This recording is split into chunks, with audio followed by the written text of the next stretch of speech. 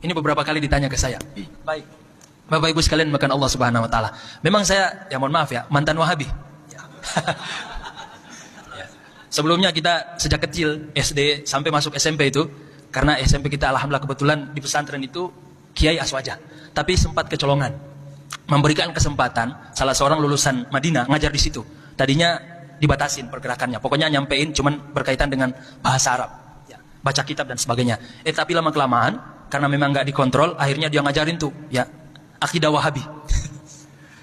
Alhamdulillah sempat merasakan jadi Wahabi. Cukup lama dari SMP, SMA sampai kemudian kita kuliah. Kita pernah S1 di salah satu kampus di Makassar yang ya kita sebutkan aja Stiba. Ya, itu kampus memang berafiliasi ke Wahabi. Banyak dapat beasiswa dari Timur Tengah, terusus Madinah. Ya. Kita lama belajar di situ S1, ya, sambil mengembangkan bahasa Arab. Setelah kita lulus, kita coba-coba ikut beasiswa ke Madinah. Alhamdulillah kita keterima. Nah, sempat bingung dulu masuk di Madinah. Pengen melanjutkan tradisi keilmuan kita waktu di Stiba, karena memang dulu sempat tertarik dengan ilmu hadis, Bu ya. Pengen masuk jurusan hadis. Tapi masa ilmu hadis mulu, kan udah belajar di Stiba dulu. Ya udah kita pindah belajar ke syariah. Ternyata syariah tidak seperti jurusan-jurusan yang lain. Para masyaikh di syariah itu nggak terlalu peduli dengan akidah.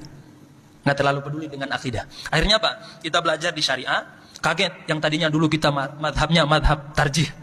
Pokoknya yang benar ini, yang dirojihkan oleh ustadz-ustadz kita. Kaget diajarkan oleh para masyaikh kita, apalagi kitab dasar, kitab kurikulum kampusnya itu Bidayatul Mujtahid.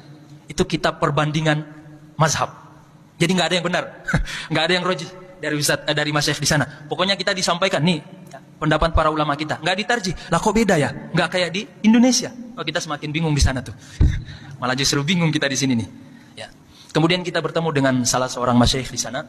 Beliau ini luar biasa. Ya. Beliau namanya itu Dr. Abdullah Zahid.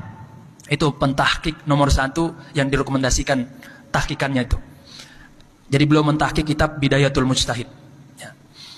Jadi beliau inilah yang banyak memberikan kita pencerahan tentang mazhab. Ya.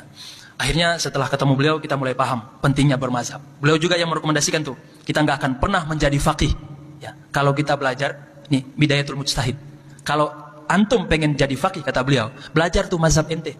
Ya. Mazhab yang berkembang di negara kita. Ente jangan pulang, itu pesan beliau ke kita. Ente jangan pulang-pulang dari sini bawa mazhab sini. Ya. Ente pulang ke Indonesia bawa ajarkan mazhab Syafi'i. Lah kita bingung. Ini Ustadz Wahabi tapi ngajarin begini. Ngajarin salah nih. Ya, akhirnya di situ kita banyak pencerahan.